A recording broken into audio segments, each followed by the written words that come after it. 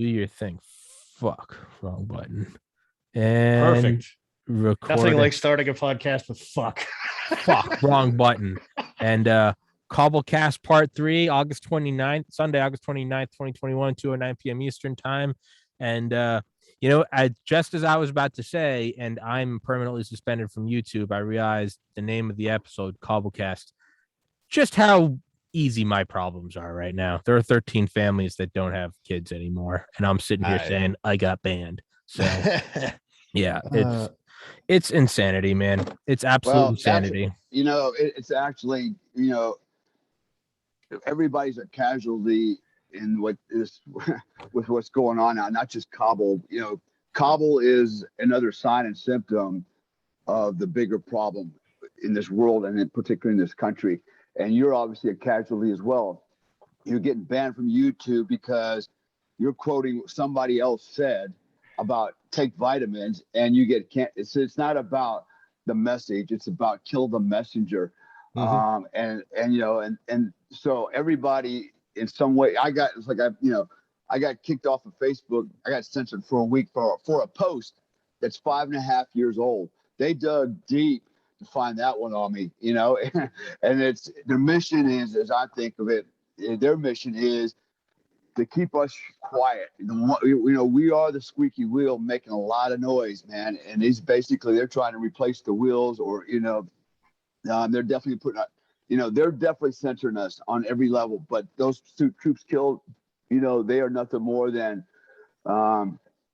really a sign or symptom of the bigger problem, which is an inept president, and that's at the helm, with a vice president that's absent, and thank God she's absent. I don't want her involved in any way. I heard a Marine the other day made the comment that this woman literally laid down to get to the position where she's at. And how ironic. I've actually heard liberals try to defend her, like it's okay. Everybody does that. And I'm like, that's what's wrong with this country, man. People just don't have any morals and ethics. You know what? And let's say it's true. Okay, let's just say that's okay. It's true. That's not something that, And then in the same breath, they're talking about how she's a great example for women and women of color. Like, so you're telling me a woman that slept her way in the office, slept her way through school, all the things that she did with a married man, that's a fine example for our children, for our daughters to look up to. That's, who are these people that are saying this crap? But yeah, like I said, we should pause for a minute there, because that's a hell of a thing people are saying, right? Like, look, don't get me wrong. I think everyone on this podcast has overtly said women don't belong in combat roles, right?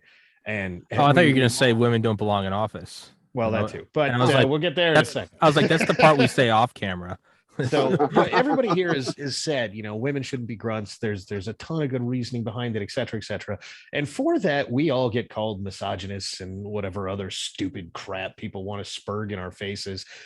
But we get called this by the same people who say a woman can't get elected, specifically a black woman, unless she sucks every dick she can find. Yeah. She has nothing to offer besides the lack of a gag reflex. That's it. I mean, like, and like, that's like the kind of implicit like insult that is like, well, no, there's nothing you can do to do that, so you have to suck and fuck your way to the top. It's like, shouldn't you be citing merit? Shouldn't you be citing like because I'm sure if you wanted to, you could dig and find something she did and be like, look at that. But instead, it's no, you have to suck and fuck your way to the top. There's lots of stuff she did. It's just horrendously unpopular with her party. Incarcerating record numbers of black males. But, that doesn't matter, right? that doesn't matter. You don't vote for me, you ain't black, right? Keeping them in prison because it's free labor for the state of California. Matter, right? The 94 crime bill, right? I don't want my children growing up in a racial jungle, right? I mean, what's that? It doesn't matter. But yeah, and we keep, and the thing that gets me is everybody's like, we keep making noise, we keep bringing these topics up, almost with the expectation that we're going to be able to reach the morons on the left, and they're going to understand this, and they're going to convert and do the right thing. That's never going to happen. Somebody asked me, I read somewhere as well, it's not about, enlightening the sheep, so to speak. It's actually waking up the lions. It's like, we're, exactly. we're not going to in any way convert these people to what I think is common sense, because it's no longer common sense. They have drank the Kool-Aid. People use the term cognitive dissonance all the time. When the truth stares them in the face, they're still in denial. And actually, it's a psychosis. And the theory is that if you repeat a lie enough times, and you say things over and over for 60 to 90 days, no matter, and then the person believes it, no matter how much truth you display in front, they are unwilling to admit they were wrong. In fact, I think it was Adolf Hitler that said it, that if you tell a lie long enough, it becomes the truth, right? And people will believe it, So we've long gone down that road, man. There's a name for this, and I'm going to screw it up, but it's something like first truth or some nonsense like that. Whatever you hear first, you're most inclined to believe. And this is the premise of the get messaging out early, right? And so this is why, in the world of apparently, I am just going to actively try and get strikes now. Why, as soon as you run out with COVID's the most dangerous thing in the world, right? And then it doesn't matter what the stats say, and the stats are always lagging, right? Like, you can't get statistics that are worth a damn in 5 minutes, but you can say anything in 5 minutes. So when I am sitting there, as I did at the beginning of last year, with a bunch of stats going, this is not really that big of a deal. Yes, if you are 85, you have 5 comorbidities, and you have one of those is that you have somebody else's organs and you've been taking immunosuppressants for the past 15 years. You should do things to avoid this disease. Everybody else, carry on, and what are the stats borne out over and over and over again? That's still true. It's what Dale was saying about being the squeaky wheel, and it's one of those like shitty memes you see that's been reshared 100,000 times, and it's all pixelated. But like, I do think it's a great line that if the situation was hopeless, their propaganda wouldn't be necessary. And so, well, hold on, but so I know, Don, I know, Black Pill Don, but the more we get censored, sure, they're banking on you shutting up. They're banking on you getting demoralized, right? And all you can do is, you're right, you're not going to quote unquote wake someone on the other side up as much as they think that they're not going to wake you up. And you're saying, well, what do you mean? I'm the one that's awake. But what you can do is be the change you want to see in the world. And before you say that's some starry-eyed bullshit, no, but sincerely, when I send my links to friends, they're like, well, that's Tommy with, Dale and Dawn, and they're just they just immediately shut it out. Those are as I would shut them out if they sent me a link to a podcast they did with all their liberal friends. I'd be like, yeah. But the point of what I'm saying is so what I was banned for, recommending vitamins that were recommended by not just a person, by Dr. Peter McCullough, the most published cardiologist in world fucking history. And then not even saying, although I did say it all the time, not even in that video saying, hey, if you want to get the vaccine, I'm like, this, go for it. That wasn't what this is about. I didn't say shit about ivermectin or hydroxychloroquine. I just said, here's some vitamins that you can get at Walmart that, the most published cardiologist in world history says can probably help you. It costs about $7 a month. Because that's the video that got me kicked off for good.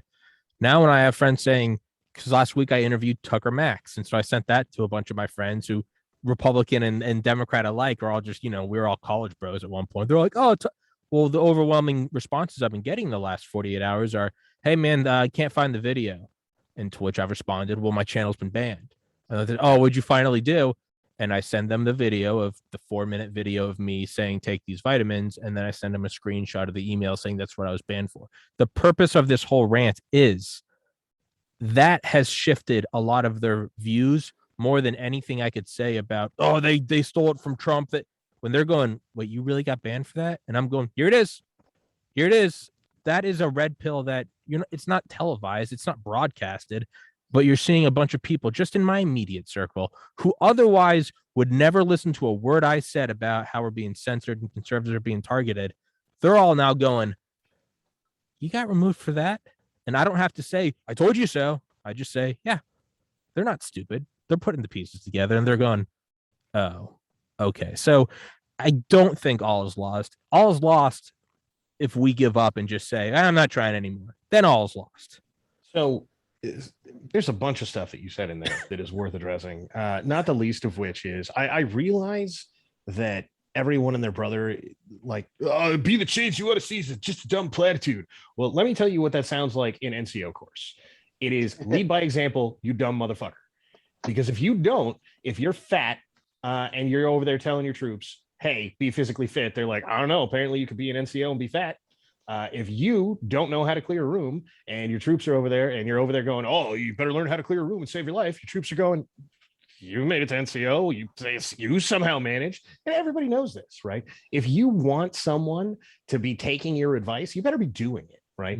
And no, this doesn't mean you have to be perfect. No, it doesn't mean that, like, I don't know, you in the world of the military, you take leave, you've come back with 2 extra pounds, 5 extra pounds, whatever. And everybody's like, oh, got that Thanksgiving dinner, didn't you? Didn't you?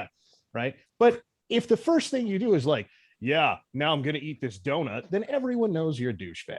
Right. And no one cares what you have to say. But if the first thing you do is come back and you're like, yeah, man, I got after that Thanksgiving dinner. And you know what? Now it's time to get back in the game. Now it's time to hit the gym twice as hard. Now it's time to, fucking run in the morning and the afternoon until my 5 extra pounds are gone. They're like, oh, man, this guy both knows how to get after it in like a good and positive way and knows how to make up for it when he goes home and is lax a little bit. Right. Like, so, okay, sure. You can take a vacation ever and you can come back and get after it. So, as much as the civvy world gets, oh, it's just a dumb platitude, man. Like, and look, it doesn't mean you should ignore good advice from people who aren't following it themselves. On the other hand, it's much easier to sell that shit if you're actually doing it. Yeah. So I know I love every once in a while when I have these conversations with Dale, I just kind of realize I'm like, Dale and I have such wildly different experiences where I have to like dance around and put out podcasts and like lead by example when I have to like confront an enemy, and Dale's just used to shooting the enemy in the face. It's just so much different. I'm like, I need to show through eloquence and example, and Dale's just like target acquired. But yeah, man, it's kind of how it feels to me, and so I don't think all is lost. And I think if we shut up and we go, well, it's over, well then it's lost. But listen, man, you don't need this PR, right? A hot chick with big tits doesn't need a PR team. She can go anywhere, and men are implicitly. She's got a PR team. Exactly. But that's the thing is like, if you need what's that quote? It's if it can be destroyed by the truth, it deserves to be destroyed by the truth. It's going to take a while, and it's not going to happen today or tomorrow or this year, but it will dissolve and break apart. Just like every doctor smokes Lucky Strikes, or pregnant women, we enjoy a Miller Lite. There's nothing wrong with Agent Orange.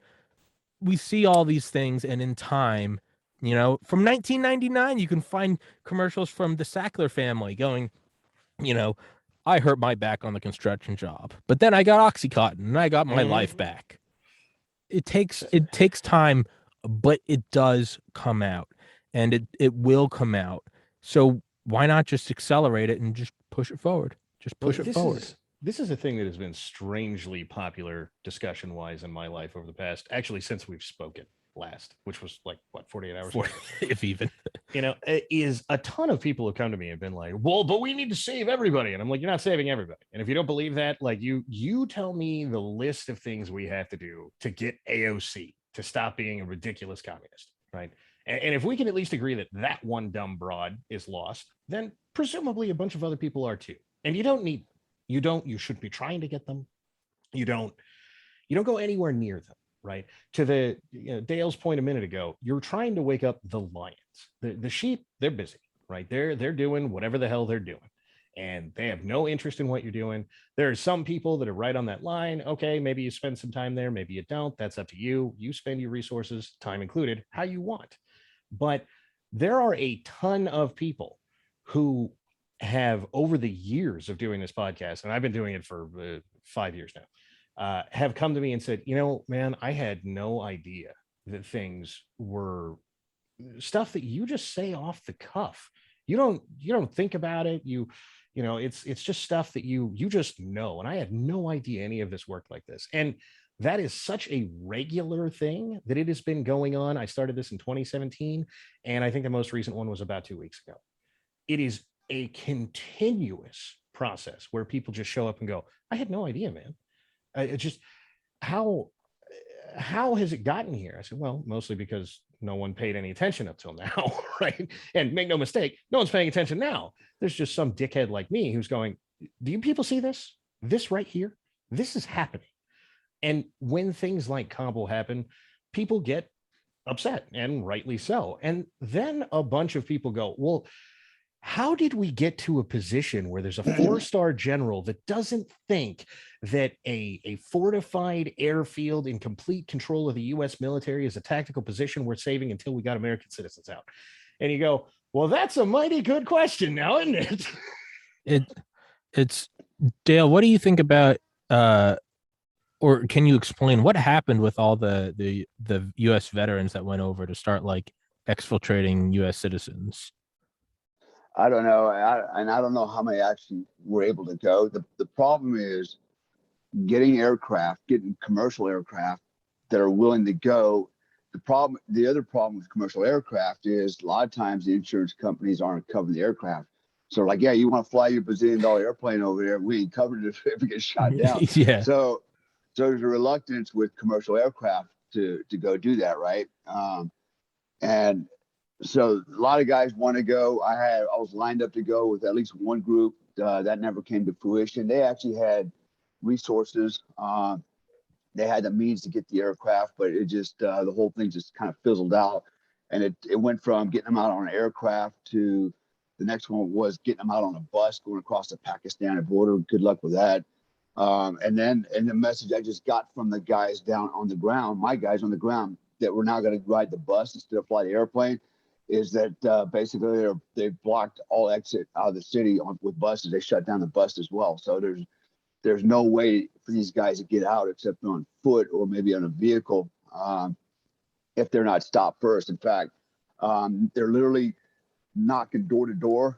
And so one of my guys who happened to be what I would call very high risk because of what he did with me and all that over there. Sure. They literally knocked on his door looking for him. The Taliban did. And he said, I don't know where that guy's at, but he doesn't live here. Check the house next door. And they left. But they were actually looking for him, and he lied his way out of it and split, right? So with his family. And that's how close it's getting. They're out there literally hunting these guys down, and they're killing them. I don't know where I saw a message where literally they captured this guy's brother. They ended up forcing the brother to go to the other brothers and the father. And along the way, they finally got a hold of this guy that they were looking for. And they summarily executed everybody in front of him, all his brothers, his dad, and everybody else. And then they finished him off at the end, So, so that's where everything's at. People keep asking me, how do we get over? Well, we're down to the 11th hour, man. Literally, we're not. I hate to say it, but this is not going to go. It's not going to end like they thought it was. Not everybody's going to get out. Americans are getting left behind. In fact, now the U.S. government's telling people don't come to the airfield. Where the hell are they supposed to go, right? It's first they tell you come to the base, then they tell you don't come to the base. Then they tell you to hide, and then send an email requesting extraction. This is our government, man, that's doing this kind of stupid shit. And now we got the president saying, I'm sticking to my guns. We're pulling out on August 31st, knowing damn well not everybody's going to get out. Okay. And here's what I'm wondering is, okay, what happens if we don't get out August 31st? Okay. What are the Taliban going to do? What is ISIS going to do? Everybody talks about, well, these guys don't like each other, but you know what? The enemy of my enemy is my friend, right? So why would these two organizations not collaborate a little bit, and attack us? Nothing from history. And by the way, history, I mean 10 years ago, right? Who doesn't remember? ISIS is the JV team, and the Taliban knows that. And so we're not worried about it. And you see they're the JV team, all right. And but no, isn't it as of yesterday or 2 days before? Not just don't come to the airfield or don't do this. The State Department is now saying there will be repercussions for private planes fueling up in the nations around Afghanistan coming into Kabul. So it's not even, fuck if your insurance doesn't cover it. They're now saying, don't you goddamn, at a certain point, it starts to look like they want optics of a slaughter. So, all right. I had another group message me or call me yesterday. Literally, they're trying to organize an expo, and they said right now one of the issues they're having is arms, right? Getting the ITARs, bringing weapons with you, blah blah blah blah blah. And I hate to say it, but I'm like, you would think that the Secretary of State, the State Department, U.S. government would go, you know what? Take your weapons with you. Go save these Americans. We're going to overlook the old ITARs issue because you guys. And here's, why ITARs was established, right? What's ITARs? The international trade. Basically, it's a law that it stemmed from the international trade of arms, right? And so you and I can't go sell guns. I got a gun shop here. I can't sell guns to a foreign government unless I get a export certification from the State Department saying, okay, we approve of this, right? And if you don't, it's fines and jail time. And the stupidest shit, one company was selling luminescent sticks, chemical sticks, right? For illumination. And they got fined some ridiculous amount for every stick that they sold, right? And so they were selling, pallets of these things. Anyways, it's just really bad. What weapons means is not what you think. You, dear viewer, when you think weapons, you probably think rifles. ITARs means if it's ever been used on a battlefield. So international distributors of duct tape, stand by. Okay. Exactly. And look what we've done. We've armed literally the Taliban with over 600,000 small arms, right? Millions and millions of rounds of ammunition, over 200 aircraft. I would say we're the biggest. The U.S. government is the biggest ITAR violators out there, right? And I understand. Well, we're going to leave it behind for the. We left it to outfit the Afghan National Army, and of course it all got lost, in the takeover. But nonetheless, we still armed them, and they should be fucking mad if I bring my AR-15 and my 45 with me to go over there to protect myself and the people I'm trying to get out. But that's the game they're playing, and that was the issue these guys had yesterday. It's like, man, what do we do? I'm like, you know what? I said, just take the shit and go, and then you can sort it out later. It's bad, man. So even now, right, they're applying all these laws and shit that they themselves don't apply, and moreover, who really gives a shit about the laws anymore? We're letting hundreds of thousands of illegal aliens come across the border. And by the way, I'm not going to name the oil company that I worked for as a consultant, but I actually went down to the border doing assessments on some of their facilities. And I got the inside intel reports about weapons caches. They were literally, this was years ago, we were literally finding RPGs, automatic weapons, cached in the desert. So the shit's been coming across the border. It's already here. And these people that are coming across the border, they're not looking for sanctuary and trying to run away from a tyrannical government. They want to come to the land of milk and honey, but they don't want to wait their turn in line, along with all the other people who have actually put their applications in and done it the proper way. And one other point I shut up is the other thing you were mentioning earlier about, you're right. I'm astonished as well. Lots of people I know have no idea what's really going on in the world. They have, they're bringing up news that's 2 months old. Like, dude, you know how far back that goes? That was history. Today the story is different, and they're just totally clueless because, they're not paying attention, which is exactly what they want you to do, is not pay attention, right? And this, I mentioned the other day about the solid majority, a bunch of cowards. They really are a bunch of cowards. They don't say shit. They think they're taking the moral high ground. In fact, they're not keeping their mouth shut, taking the moral high ground. They just don't have no idea what the hell's going on. That's why they're fucking quiet. And now they're going, oh shit, what do we do? Well, a little too late, asshole, because you weren't paying attention at the wheel. you know? Yes. While you're crashing into the tree is not the time to start going, maybe I should be driving. Like, oh man, what happened, man? What happened? So how many? So this again, this shows how little I know. How many U.S. citizens are in Kabul? I mean, is it U.S. citizen or is it specifically around the war effort? This isn't, this isn't some like the really European like study abroad. Well, how many are there? And it's today's August 29th, 2:34 p.m. Eastern time. I mean, the 31st is we're looking at like what, like 34 hours? Yeah, something like that. 33 hours, 25 minutes. The real answer to your question is nobody knows. Okay. And that is probably a bigger problem than anything else, right? Because what is going on right now is massive numbers games.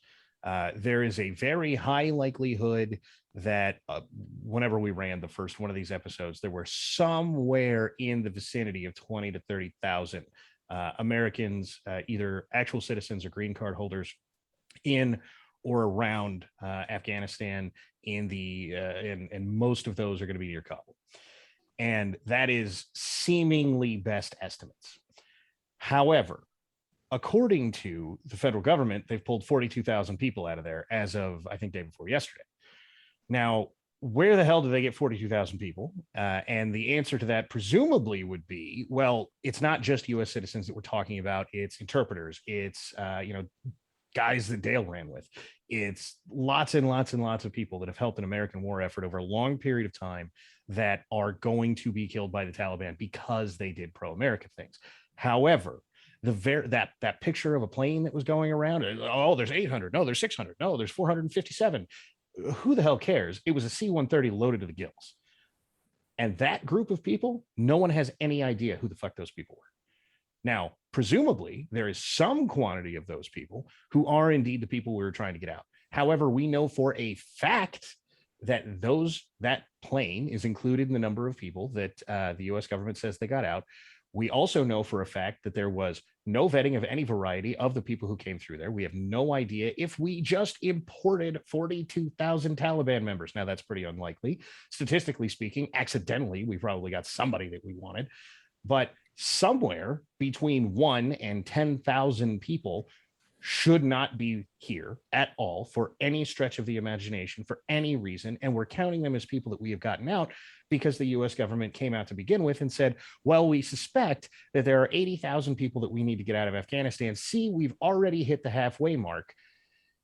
And so what we really end up with is they are just saying, well, hey, we hit numbers, regardless of who the hell we pulled out.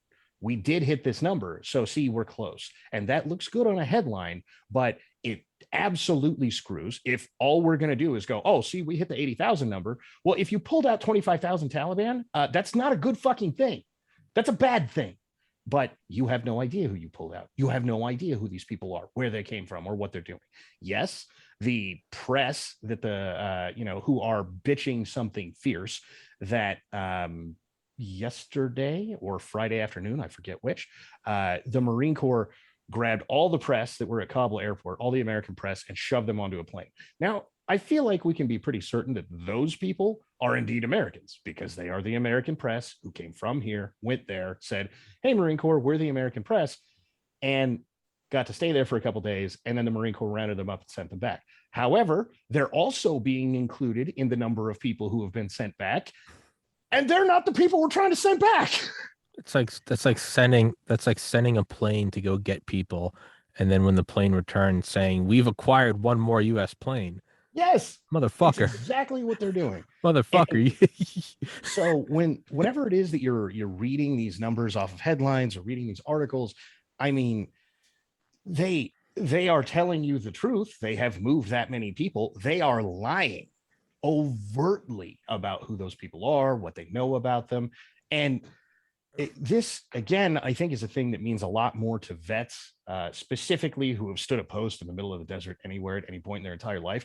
Because, well, look, I checked 2,000 people at this checkpoint, but a homeboy over there had 4,000 batteries on his mini bike. And that does not mean that guy simply by himself rolling through here does not make me think we have 4,000 friendlies. We might have 3,999, but if homeboy is rolling around with 4,000 batteries, he's going to blow something up. He is. And there's no two ways about that.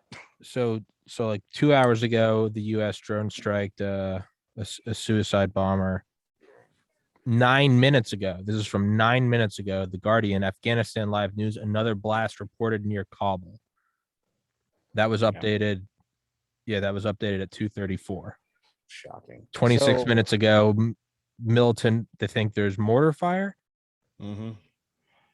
Okay, yeah. So yeah, it seems like there's another explosion. So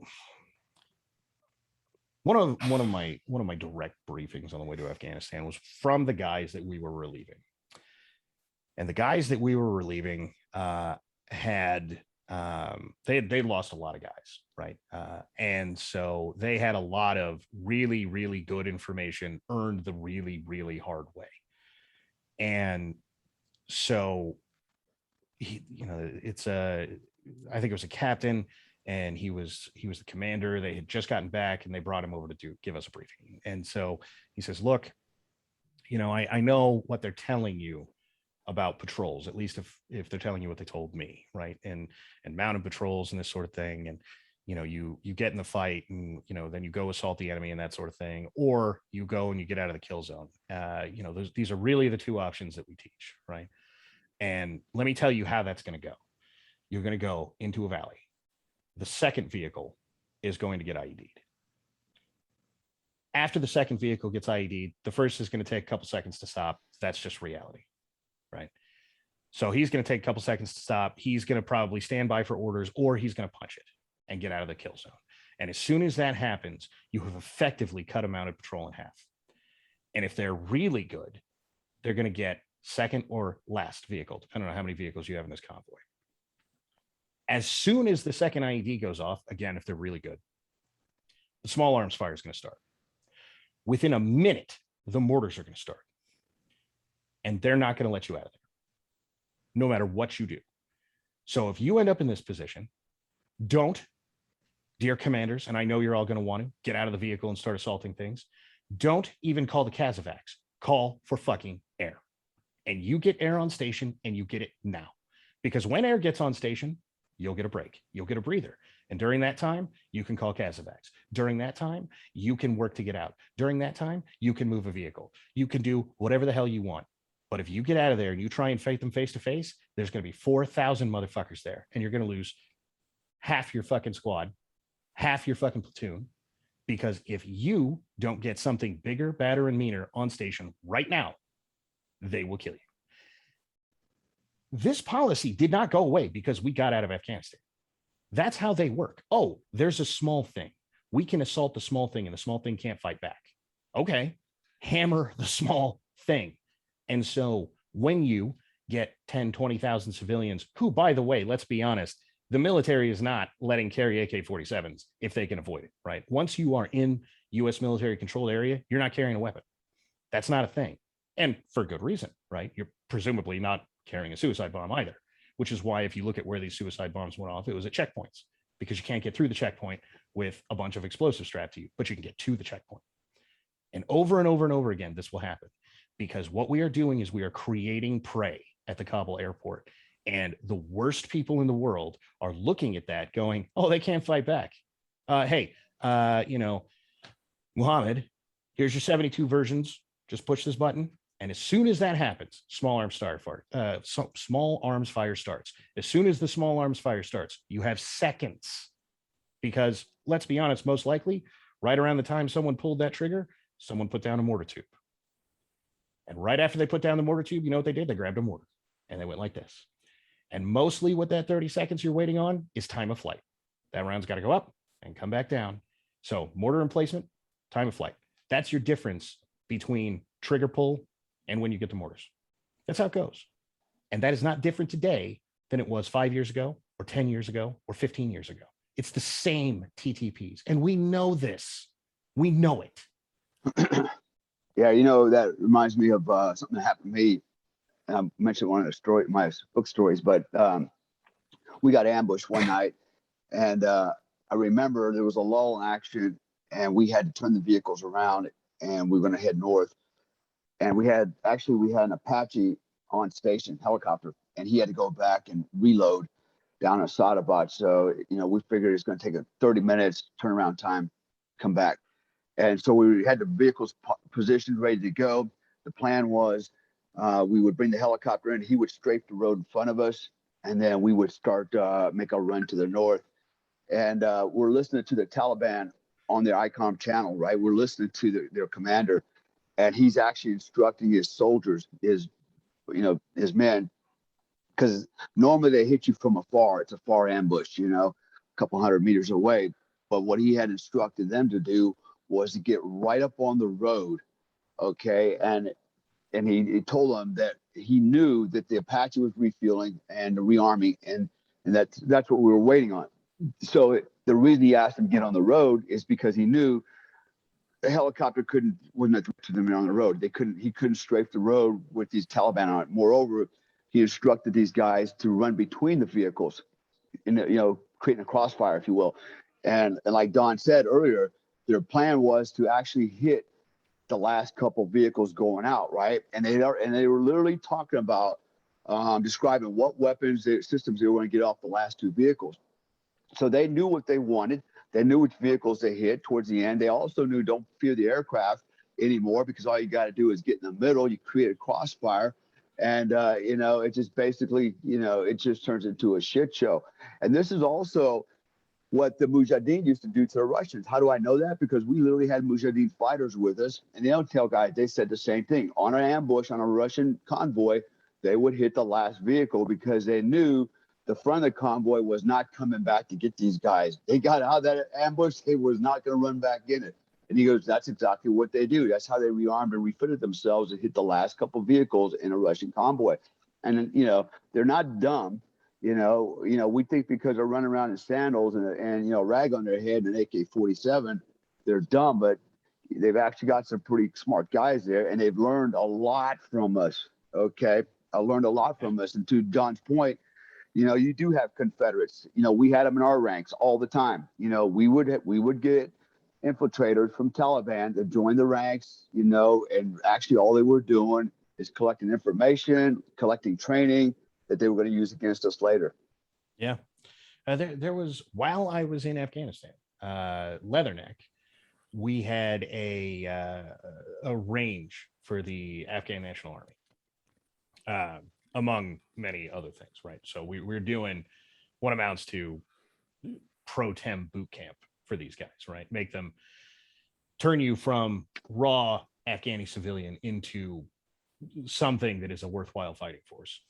And there was a simple reality that once every 6 months or so, you could expect someone who was near the end of training to walk in, pick up his AK, walk towards the range, wait till everyone's in a big group, turn left and spray.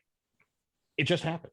It happened all the time, all things considered. And for anybody, we could definitely vet these people. We couldn't even vet the guys that we had walking into Leatherneck that we were actively arming and teaching to kill people.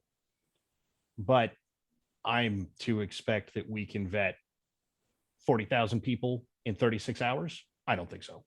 Come on. I mean, at a certain point, though, you have to start looking at it and going, I always hate the people that say, oh, they're so stupid. The leadership's so stupid. And it's like, dude, these people are anything but stupid. They're, it's like saying the Nazis were stupid. Didn't they know they were going to get caught? No, yeah, they did. They fucking knew exactly what they're doing. And calling them stupid is as friendly to them as giving a serial killer an insanity deal or an insanity plea. It's not stupid. I'm sorry, but you don't rise to these levels of power, into these apex positions by being stupid.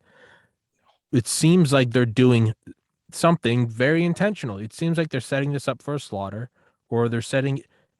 It can't be more obvious that. I don't know what the end goal is. Is it rile up support so we go back in? Is it what is it? Is it demoralization? Is it? So, I think some of this is Keep talking. I got to pee. confusing long-term goals with short-term goals of the morons. And I say morons not as in I think they're stupid and making a mistake, but these are the people that are either this stupid or they think we're this stupid, right? So there's a audio clip going around of the mother of one of the Marines that died, and it's brutal. You know, it's that kick you right in the feels kind of thing.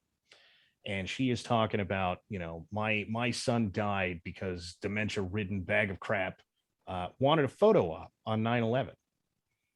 And to some degree or another, that's probably true. In the world of short-term goals, there's probably some truth to what she's saying there. Biden wanted to, or let's be honest, probably whoever handles Biden wanted him to, or you know, no gag reflex VP over there to be able to walk into Kabul airport on 9/11 and go, well, we got everybody out. And it turns out one of those, you know, those iron laws of combat, the enemy gets a vote, was pretty relevant here. It didn't matter if you wanted anything, right? You know, the Taliban came in and went, we don't give a shit. And that was that. And somehow or another, there is some hubris, I think, that goes along with this that says, well, you know, we could push around the Taliban, so they're going to know that we want a photo op, and that's what's most important. What? They don't care. They don't give a damn. They still hate you. And in the world of long-term goals, you know, there is a long-standing Democrat policy on war that goes at least back to Clinton. And for anybody who is old enough, you will remember all of this. And if you're not, you can look back to just Obama, where war is no longer going to require the infantry. We have ICBMs, drones, over the horizon capabilities. That's the new term, right? We're establishing an over the horizon engagement plan. And all of this comes down to the same thing. Well, what we can do is have some long-range munition, and that long-range munition is going to win all wars. And make no mistake, as an artillery guy, I am very familiar with a lot of this because there was a time where this was arty, right? You know, you can look back at World War I, arty ended trench warfare. It did, hands down. It turns out if you get a bunch of guys in a line and put them in a hole and then you drop bombs on top of them, they all die, right? And war had to change because artillery came into existence. And true as that was, it didn't mean all you needed to do was go set up an artillery battery and win wars. But there was a time where that was sort of the doctrine, right? You just, well, we'll get enough grunts to create a line in front of artillery, and then artillery will just win the war. And it turns out, you know what? That guy, no matter what you do, no matter how war changes, no matter what nonsense technology comes up, there is nothing in this world as effective as one guy with a fucking rifle and a bunch of his friends. That's it. That is what wins wars. That's how this goes. No changing it. Nothing you can do about it. It always comes down to that's the common the common denominator at the very bottom, man. At the end of the day, is the man on the battlefield with a weapon. You know, all the other stuff is ancillary. You know, it's funny you brought the artillery piece because people, you know, when I teach about explosives, you're right. Guys that were getting killed were the guys in the trenches leaning up against the trench wall because the artillery rounds, when they hit the ground, that's Mach stem, if that's what it's called. Basically, is the shock wave that travels through the earth was traveling through their lungs because they were leaning up against the walls and it's killing them. Yep. And it was just a little trivia about World War II and artillery. But yeah, you know, I was thinking too about this Marine colonel that came out and got relieved for cause for speaking out and basically holding his leadership accountable or asking them to, exactly explain what their logic was. And well, he got relieved, but, you know, the guy actually told the truth. You know, I know people will argue, well, he shouldn't be on YouTube and whatever, Facebook, you know, in uniform, stating his opinion as an officer of the United States military. But we have gotten to the point where, oh yeah, the general, you know, Miley and others, they can get on, they can talk about CRT and all kinds of bullshit that doesn't apply to the military And these guys were derelict in duty. They are just as culpable for this catastrophe as Biden. But I thought that the colonel was the hero out of this thing, and he said what most people are thinking, and I commend him for that. And then, but on the other side, there's this. I think she's a Spec 4, some chick out of Fort Hood, a staff sergeant. A staff sergeant. Yeah, there you go. Right. So you remember, the story, man, getting on there and running her, pie hole about martial law and that she would turn her guns on Americans if that's what's required. I'm like, are you kidding me? And this is the whole problem I mentioned the other day about my feeling was that the liberals have, this has been their agenda all along over the years, is to infuse combat arms with, liberal thought. And this would be an example of that, because in my time, no soldier, whether he's in 82nd Airborne Division Infantry, Special Forces, would have ever considered or thought it was plausible for us to turn our weapons on civilians. None of us would have ever done it. And here we are. She just threw that out there and was smiling and laughing about it like it's no big deal. I just hope somebody's got her name, her number, and remember what she said, because she just put herself on everybody's X in their crosshairs. What a dumb! You don't get out there and say that on uniform. It's one thing to speak the truth; it's another to go out there and try to scare and intimidate. The very people that are paying your freaking your salary every month. It's funny to look back at this, and I was definitely not in for the crossover of this, but Dale, I am fairly certain by years you were in that you were, is Clinton said effectively established armories in the way that we know them now in the military. And he did that because he said, there is no reason that regular active duty military need to have ready access to their weapons. And in 1,000 generations prior, there were rifle racks and barracks rooms, right? And armories existed for mostly bigger stuff, and or people who lived off base, which, by the way, also happened a lot less. But to this day, you can walk into the older barracks in the military and find out where the rifle rack used to be mounted, because there's bolt holes in the wall that are in this strange little square that don't make any sense unless you know that Clinton said, hey, get the weapons away from, lower enlisted. And that by itself should have been a hell of a thing that we all just stopped and went, wait a minute. The guys that we want at the drop of a hat to be up and ready to kill people that are the enemies of this nation can't have guns? Why? And make no mistake, there's been other stuff along the way. There was stuff before that. There was stuff after that. But that is a really big line. And it's one that we shouldn't have let go by lightly, but we did. And here we sit 30 years later going, well, maybe it's if you're the kind of tyrannical asshole that's going to purge the military of everyone who loves this country, maybe you don't want them having ready access to weapons. Maybe you don't want them ready to get up and go, you know what, we're not doing this. And maybe you do want to be able to control, if you're that kind of psychopath who wants to turn the U.S. military against, U.S. civilians, you want to be able to limit the distribution of weapons to those who will be loyal to you. And this is the kind of thing that the Red Army was doing in fucking Soviet Russia. Maybe we should have stopped all this nonsense way back then. And to that idea of people who haven't been paying attention, I mean, how many of you even knew that Clinton said, okay, we're taking rifles away from your frontline grunt. We're putting them in an armory to make sure he can't get to them, And this is the shtick, is we've been doing this a long time to get where we are today. Yeah. Well, like I said the other day, 20 years, man, bazillions of fucking dollars to try to take out the Taliban just to give them Afghanistan back. It's just, the whole thing is just mind-boggling. And what's really the thing that really irritates me is, the Joint Chiefs of Staff, the JCS, all these guys on there, you can say what they want. Well, we advise Biden not to do this, that, blah, blah, blah, blah, blah. but he decided not to do it. You know what?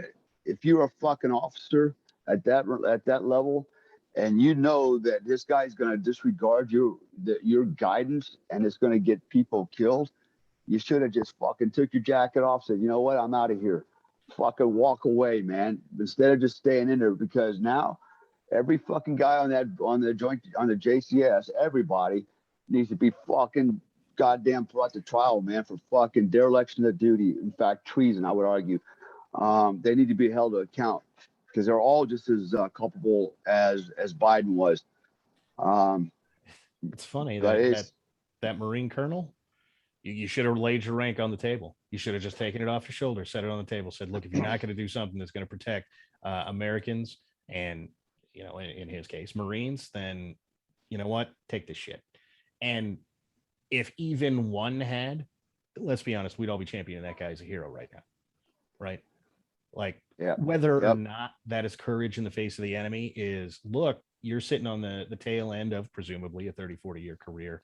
And you said what's important is Americans and the American military. And look, we love you. But nobody did. Yeah. Yeah. Man.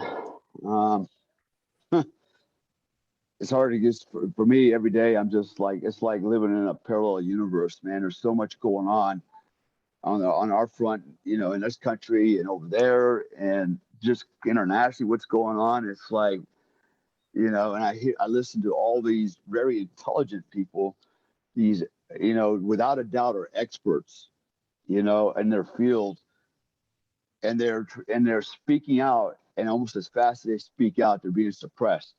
You know, but the ones that are just telling bald-faced lies, and I mean, getting caught in their own lies. Even Biden, you know, is being contradicted by people in his own administration. They don't even have their damn story straight. You know, when you see this, it just, you know, part of you feels like there's no hope, you know, but the other part of me is we just can't give up either. You know, we gotta just keep voicing our opinions, keep speaking out, and not go silent, because that's where they want us to go.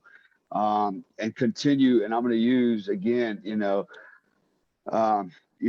of resist, it's time to rebel. Instead of just resisting, it's time to stop and start pushing backwards. If we don't, man, they're going to mow us over, and it's getting closer. And the thing is, they've learned how to manipulate large masses of our society, you know, through this bullshit, these lies, and this, you know, this propaganda to support them, man. I mean, it's like we're fighting, you know, we're fighting a tidal wave of literally of naivety, gullibility, and just outright stupidity, man. People, you know, and there's no way I don't know how we're going to stand it, man.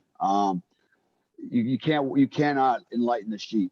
They refuse to do it. They're happy with their head down, you know, sniffing the guy's ass in front of them, walking in a herd right over the cliff.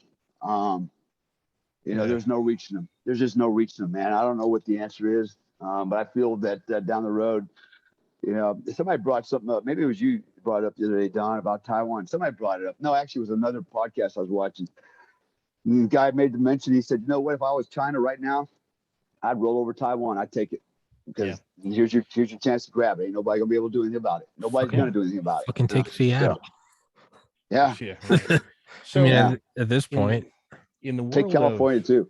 Yeah. in the world of how hard this is going to be, and I don't, you know, for everybody listening, let me relay a personal story of my early time getting deep into this. Right, is I have hated feminists for a bunch of years because they are just the absolute most disgusting, worst people in the world anytime they're allowed to be, which, by the way, is progressively more often.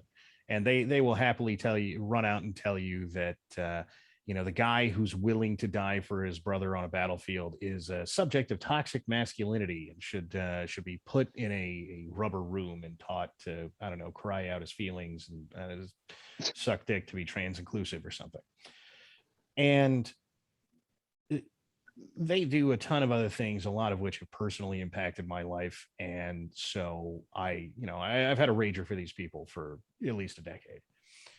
And somebody else brought something to do with a bunch of feminist concept to me. And I said, these people are horrible. They are destroying society. The things they are doing are overtly negative. You can clock what they've been doing for this amount of time, and you can go look. And the person I was talking to was a very good friend of mine's wife. We many years ago did construction together, and for those that have never done both, a construction crew is about as close as you can get to the military, right? A group of guys that you're in a bunch of dirt and shit and nastiness and sweating it out together. You get as close as you get without actually having been shot at. And so, a good friend of mine's wife, and I'm not actively trying to piss her off. And at some point she says, well, I'm a feminist. And understand that this is going to be the line that it is. There will be, it's not the things that are going to demoralize you, the things that are going to shut you down, stop you, shoot you in the foot, are not going to be guys with guns, right? Most of the time. Yeah, okay, maybe we get there at some point. But for right now, what makes this difficult is you have some sort of tie to somebody. And that tie will be exploited to get you to shut the fuck up. Because, and look, I was much younger to this game. I didn't know how to answer that. So you know what I did? I shut the fuck up. Probably shouldn't have. Lesson learned. But it's not gonna be. And it never is, right? So a very similar group of friends is after I got out of the military and, started working on getting myself this nice pooch that I've got here, and got out of fighting shape and all this other kind of stuff, was when the women in combat thing came up. It was, oh, so you want to fight Ronda Rousey? And I was like, well, no, I don't want to, as a middle-aged fat guy, fight the, female fighting champion in her prime. You want to come up, find somebody my age who's, middle-aged, who's out of shape, that is a woman, and let's see how a fight between her and I goes. You think that's going to go well? You think I'm not just going to knock her teeth out? It'll just be fine. In fact, go find the women who are at the bottom of the UFC women's fighting. You think me fighting them is going to go well for them? I might be a middle-aged fat guy, but clearly they're at the bottom of the skill chain here for those that are professional fighters. At some point, we do get to, I just grab you and beat you like a rag doll against the side of the ring until you stop fighting. And, oh, well, I mean, maybe, yeah, I guess that's kind of true. And clearly there's years between those stories, because it's either you let them exploit that you give a shit about people, or you don't. And the simple reality is they are so used to being able to exploit that, right? The same people who would tell you, don't talk about politics at the dinner table or religion, are the ones espousing their religion of socialism and telling you how great it is that we have a welfare state and we're supporting the LGBTQ AAIP to do whatever the hell they want. And then if you say anything, go, I don't want to talk about politics. I go, well, bitch, you started it, right? Either we don't talk politics, which is fine, or we do. But if we do, you're picking the fight. I'm just finishing it. And it's tough. It is. It personally makes you feel like shit, but you got to get over it. Yeah, man. I mean, it's, I started like posting like Trump memes in 2016. I legitimately have lost 99% of my friends. I've got like one or two friends from middle school that are still my friends, and two siblings. Like, no exaggeration. You can go back to the very first episode I did this podcast. It's pathetic because I'm like, I kind of want to do a podcast because then I can talk to people and make friends, and under the guise of it being a podcast. But I mean, truly. So, I mean, anyone listening, you can take my approach. They can't hold anything against you if they all hate you anyway. YouTube can't demonetize me when I was never monetized. So, like, I don't give a fuck about interviewing X, Y, and Z because I already lost everybody a long time ago. So, like, I just don't give a shit. But, we could also start with like bigger steps, like, like, should women still be allowed to drive in the United States? And, I don't think they should. Just small steps to slowly start and you're both staring at me, but I'm saying that to just, you got to just take it head on, right? I'm a feminist in the sense that I'm like, yeah, in the same way that I'm a masculinist. I don't give a fuck, right? Is Dale's over there. I ain't a part of this shit. What are you talking- Dale's like, honey, Tommy's drunk. No, but I mean, at a certain point, the only way you can go against this is you just have to start parroting absurdities. You know, like Tim Dillon's like, I think, Tim Dillon, the comedian's like, he goes, I think the View should all be men and the women can watch and the men discuss the issues. And maybe the women they'll serve drinks or something. And they'll come in and they'll say, I think Israel, and all the guys go, get out of here. Let the men talk. But I say that's because the only way to deal with this is you just have to ratchet it up to 12. So if they're like, I'm a feminist, you should be like, I was a little upset when Saudi Arabia let women start driving. I think it's a step backwards. It's the only way you can operate in clown world is to put on the wig and honk your nose. It's the only way. If you're trying to play a normal game, if you're trying to teach a dog math, the only thing dumber than the dog that can't understand math is the retard who thinks he can teach a dog calculus. Put on the clown wig, honk the nose, put on the big shoes, and just, tell women to raise the kids and don't worry about it, honey. The men will take care of it. The next time you hear a bunch of feminists bitching about the rule of thumb, and that meaning that you could beat your wife as long as the stick was no wider than your thumb, pull that Boondock Saints quote. Rule of thumb? You can't do much damage with that. Should have been the rule of wrist. I mentioned the other day that I was on the show with Alan West one time, and we were talking about women in the military. And he was getting my take on it. And so it's funny how, for example, I was in the infantry back in the 82nd. And I mean, the old saying was where men were men and the sheep were nervous. We would go out to the field for 6 weeks on intensive training cycle. And we would go on Monday morning, and we stay out till Friday night, and we come back, clean weapons, take the weekend off, go back out. We did that for 6 weeks straight. But for the time in the field, man, you're living out of, at the time we had the small rucksack, the small Alice. So you couldn't get a lot in there. And we had sea rations, right? So it's all canned food that you're humping around in your backpack. So there was no room in there for anything else, no room for warmies, extra clothes. In fact, the only thing we carried out to the field was a poncho liner or a wool blanket. And a wool blanket, you didn't carry that because if it got wet, it weighed 3 times as much as it did when it was dry. So you pretty much, in the wintertime, I still remember the first time I got in A2nd, January, on Fort Bragg, it's cold, it's freezing, it's sleeting, it's ice, and we don't get to go into a warm place. We dig a foxhole. That's where we sleep. If we sleep, we usually about 4 hours in a 24-hour period of time just to fill the foxhole up, to walk through the woods again, to go make some more foxhole, and do this over and over and over and over. And having time in the field, even as a LRP, long range reconnaissance, patrol member, when we were out there, it's like, for example, look, if you had to use the toilet, okay, the way you use the toilet was inside the patrol, right? You fucking shit in a plastic bag, you tied it off, and you put it in your rucksack, and you carried it out with you. You didn't leave behind sign. Even if you were in infantry, you had to take a shit, you did it right there in the foxhole, because you can't go outside the perimeter and take a shit for real because you might not come back. So you got to do it right there in the perimeter, and you always had somebody pulling security for you. Now, and my point was, everybody just thinks that everybody wants to fight the last war, right? Basically, got, men and women are driving in a convoy, get ambushed, they're shooting from their trucks, right? Yeehaw. But we can't fight the last war. We have to look at the other wars. So, for example, let's just say shit is the fan with China, and we find ourselves in Southeast Asia, in the jungles. Okay, we're not driving around in convoys on the road, moving to contact, where we can see for miles and miles. Now we're just driving around in the jungle or walking, where it's hot, it's humid.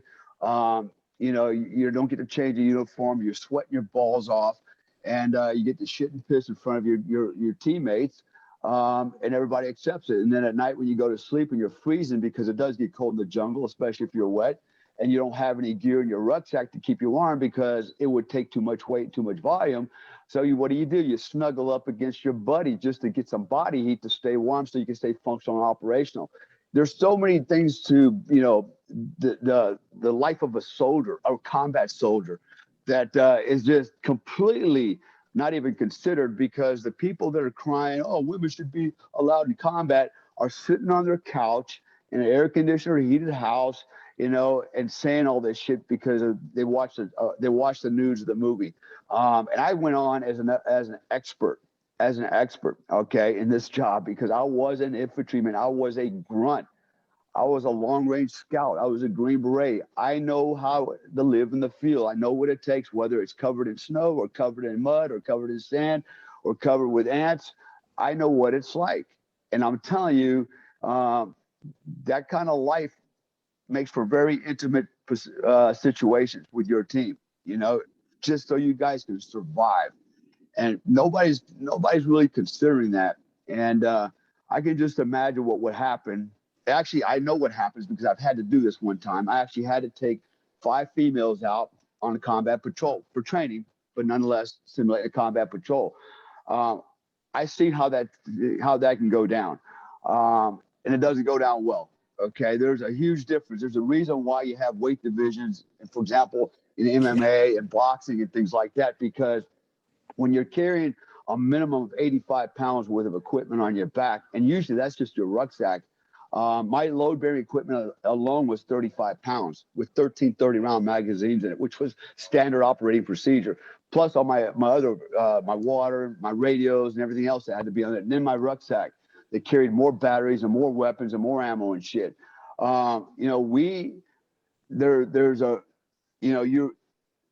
There's a requirement for power, a requirement for strength that not even most men can do that, right? That's why with most guys, they fall out of the Q course, they fall out of Ranger school, they don't make it through boot camp, basic training, because they're men with a woman's body. And it's a scientific fact that men have, if women in their best condition, if you were to stand up side by side to a guy in the same weight division, would only achieve 80% of his muscle mass. Okay, so they're naturally underpowered already. And guess what? In this kind of work, as a Marine, it doesn't matter what you're doing in the infantry combat arms, you got to be able to carry a lot of weight, and not only carry a lot of weight on your back, but you also got to be prepared to carry your buddy in a stretcher. And I can tell you right now, even with 4 guys on a stretcher, that ain't no damn joke. Trying to carry a guy 100 yards, you got to set him down, rotate positions, or bring another guy in to take over, because this is a strength exercise as well. And I think men are better adapted for it than women. So we want to pretend like women are equal. They're not equal. Okay, sorry, but they're not equal. Nature says so. I know we've talked about this before, but I'm gonna do it again because it's worth bringing up every single time this comes up. The Marine Corps instituted a program called the Lioness Program. And what the Lioness Program is they would take an infantry battalion and they would attach anywhere between a squad and a platoon worth of women to the infantry.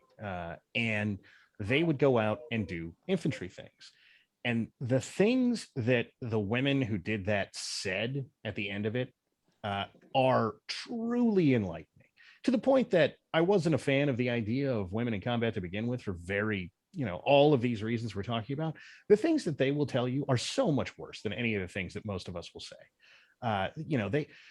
They're of the, I don't know, something like 50, about half of them have printed some sort of testimonial of what that was like. And here's the way it worked: is an infantry squad goes out every day, multiple times a day. And the women would get attached to one patrol about per week. One woman gets attached to a regular squad patrol of 13 guys, right? And she's out there to search women because we're all very politically correct and we don't want to offend the Taliban. And so these women would do stuff like, one, carry a lighter load 100% of the time. All of them came back and said, look, whatever we were carrying, the men were carrying twice as much every day. The corpsmen are just fucking monsters because they're carrying a combat load plus all that medical gear. And the machine gunners are just, these guys are carrying 1,000 rounds of 7.62 on top of all the stuff that, we're carrying, plus all the other stuff they're carrying that we're not. And we would come back and we would get 7 days worth of rest, and they would get up 40 minutes later and do it again. This is not a debate. We were unable to move universally. We would come back and lay in a rack for about a day and bring each other chow because going to get food was too much effort. And these guys just got up and did it again and again and again and again. And were they tired? Hell yeah, they were tired. Didn't matter. They got up and did it again anyway. This is not a debatable issue. We should not put women in the infantry. It does not work like people say it does. Yeah. Well, that's another symptom of the bigger problem, and we're so far down that road, we're not going to be able to reverse that. We're not, and even when a lot of women get killed and sons get killed because of women, nobody's going to change it. Nobody's going to undo this policy. They're just going to run with it because they can't change it. They'll lose face. I saw this coming along. This is one of the reasons I retired in 2001. Is I saw the writing on the wall then. When guys didn't have to have a physical fitness, didn't have to pass a PT test in basic training, didn't have to pass a swim test to be a Green Beret. They basically lowered it to no standards. And the argument was, well, once you get to your unit, your team sergeant, your squad leader, or your supervisor, he can train you. He can teach you how to swim. He can, help you pass a PT test. I had a water team in Special Forces. And so I expected when a guy showed up to my team, he's got to be able to swim, because tomorrow we might actually go do a mare ops, somewhere, where we're swimming in the ocean or in a river. And I don't have time to train the new guy how to swim. He's supposed to be able to show up to my team combat ready when he comes out of the Q course. But that all changed as well. So I realized this was back then. This was this is 20 years ago. We were losing sight of, why, what the military is about. We are in the business of war fighting, and it is starting to become a social experiment even back then. I remember General what was his name? Shinseki. Oh, I can't even say it anymore. Shinseki. Yeah, he came to Fort Bragg and went to a Special Forces ceremony, and he was just in awe to see all these Green Berets. And he decided, right there on the spot, he goes, I want everybody in the military to get a black beret now. And they were like, but sir, the Rangers have a black beret. I don't care. I want everybody to have a black beret. And literally, he gave everybody a black beret in the Army just so they could feel good about themselves, and took the black beret from the Rangers that actually earned it. And of course, they ended up going with the tan beret now. But, the whole idea was to make everybody feel good about themselves and special. So I'm going to put a black beret on their heads, so they could feel like, kind of like a Ranger. And I had enough at that point. I decided I'm done. I'm getting out of here, because we're spiraling the drain at that point. Here we are. This is a thing that I half wonder if we did to ourselves, right? Because you can still hear this today when people talk about, as long as you could pass the requirements to get in to be a Green Beret, then you should just be allowed to be a Green Beret. Well, first of all, quit lowering the requirements, and that might be a more applicable statement. Second of all, though, and basically anyone who has done combat things learned this the hard way, right? You went to boot camp. You went to some sort of school. You then went to operating forces. And the first thing you found out when you got to operating forces is that the sole purpose of all of the things you did up till now was to get out the people who absolutely, no matter what, cannot make it. Because all that, oh man, but you humped 15 miles with a 100-pound pack, and dear Marines everywhere, I hear you did. Okay, you humped 15 miles with a 100-pound pack with regular water, with regular food, first thing after you got out of bed in the morning. You didn't do it at 2000 because we need to execute a movement at 2000 after you've been breaking your balls off all day, doing whatever other training you've been doing, on your way to the thing that you have to be up at 04 tomorrow so that you can make it to the next training evolution. And guess what? All of that exists mostly to wash out the people who absolutely will not make it in combat. Everything along the way is to say, okay, you've met this minimum bar, get ready for the next challenge. Because Yeah, if you're I've not ready always- for the next challenge, fuck you. Yeah, and I always tell people when people say, "Well, if they can meet the standards and requirements in training, why not?" Because the standards of training is not the same as standards of combat. There's a huge difference, and and that's what people think. Watch it. If you passed all the tests, you're good enough. Actually, when I went through Delta Force selection, 110 guys went through, 6 finished, 3 of us got selected, right? And I've said this before, I was the youngest guy at the time to get selected. And guess what? That didn't make me a Delta Force operator. All that meant was I had the acumen to go through 6 more months of training, intense training, which also, guess what, was a selection process. And a lot of guys didn't make it through that either. And then I remember when I went across the hall and I did get assigned to a squadron, the first thing the sergeant major told me, he said, selection is a continuous process. If you can't put out 100% every day, we don't need you.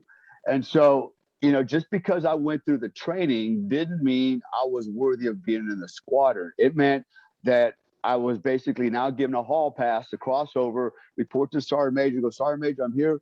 What do you want me to do? What do you want me to do? Where do you want me? What can I do for you? And basically he said, you can do 100% every day. And if you don't, you're out of here. And I can tell you, going through OTC, or the Q course, is nothing like combat. It doesn't prepare you psychologically for combat. And not only that, all it does is give you a foundation of training that once you're in a unit, you have to build on. And that training that you get that you build on from the unit is not always just training. Sometimes that experience is from combat as well. That's part of your the learning curve, if you will. So I hate that when they say, well, meet the standard. It should, no, just you met the standard just to get through the door to go to the next level. But selection is a continuous process, and the ultimate selection test is combat. If you come back or not. This is another thing, and I hear this a lot from SF guys. Is the look, you put it out or we get rid of you. I envy you guys 100% for that. No joke, because in the rest of the military, hands down, if you've got just a piece of shit, you work around it because you can't get rid of them. And there's nothing you can do. You get to carry that guy right up until some unit requests somebody be transferred to them. And then, if you're lucky, you can get that guy out right then. Everything else, you just deal with that guy every single day. There was a guy, and I'm sure I shouldn't tell some of these stories, but there was a guy that, the way the military gets rid of these people, whether anybody likes it or not, is, oh, this guy's a piece of shit and he can't carry his weight. Let's just fuck with him until he goes AWOL, because there's nothing else we can do. And so for 6 months, 2 years, whatever, you're carrying this dirtbag. And for every, oh God, how much are you actually carrying, Don? Well, you're carrying his food, you're carrying his water, you're carrying his ammo, you're carrying his everything. Everyone else is weighed down and slower.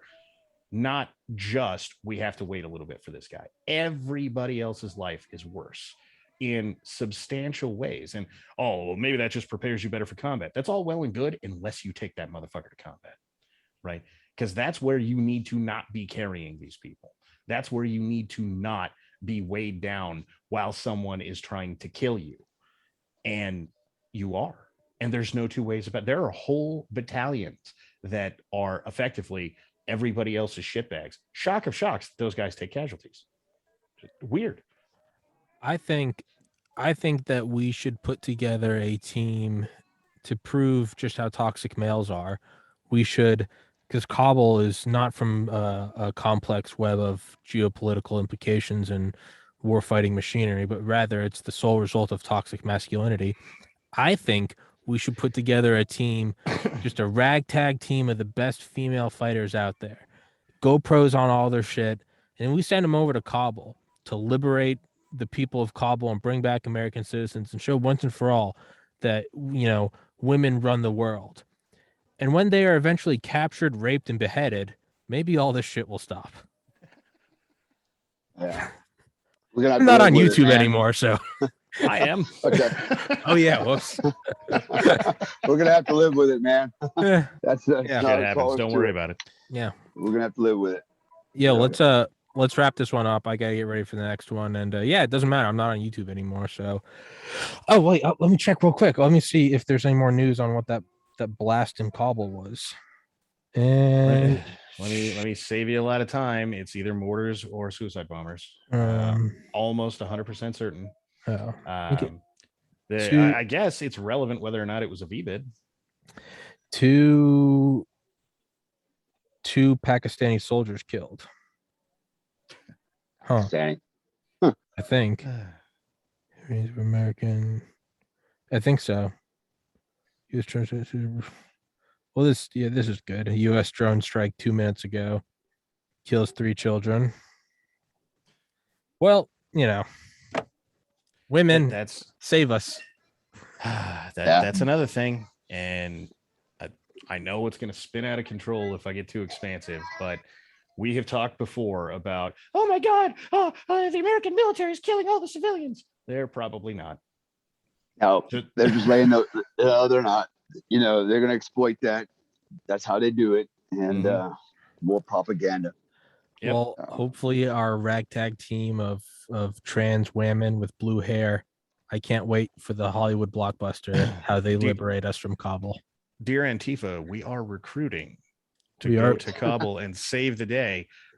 Since you are 100% certain already capable and well armed, we will send you with your homemade riot shields and pepper spray, and you can go inform the Taliban of just how badass you are. There you go. I'd pay for that.